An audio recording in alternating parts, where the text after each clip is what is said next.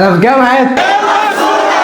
قررت ازور كل كليات الزراعه في مصر، والنهارده انا في جامعه المنصوره. بس اللي شفت جوه الجامعه صدمني وخلاني افضل لحد بالليل. تعالوا اوريكم اليوم مش ازاي، والمره دي سايب لكم مفاجاتين في الاخر. يلا بينا. دخلت جامعه المنصوره لاول مره وما كنتش متوقع انها كده. دخلت الحرم وبدات ادور على كليه الزراعه، لقيتها. اول لما دخلت كليه الزراعه شدني شكل الشجر واللاندسكيب والمنظر ما شاء الله بجد. تعالوا يلا ندخل جوه مبنى الكليه، واللي فاجئني ان الشمس داخله من كل ناحيه، المبنى منور طبيعي، والمنظر بره من الشباك ما شاء الله بجد. وانا خارج جوه الطرقه في زرع ومهتمين بيه، كليه زراعه بقى. وده المنظر قدام المبنى ما شاء الله بجد. سالت الطلبه الدراسه عامله ايه، قالوا على قد صعوبتها بس هتتعلم بجد. طلاب الجامعه صمموا واخدوني اشوف مشتل كليه الزراعه، وانصدمت من اللي شفته ما شاء الله بجد على الراحه النفسيه.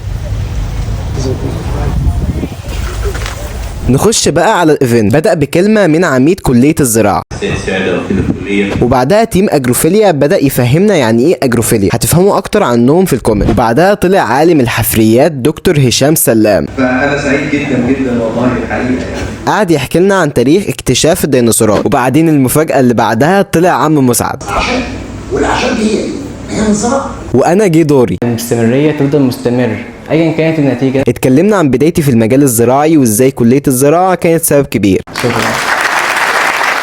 واتبسطت بوجودي معاكم وبالناس اللي كانت عشاني، واتبسطت اكتر بتفاعلكم في فقرة الاسئلة. انا مسعد صانع المحتوى، انا بحبه جدا.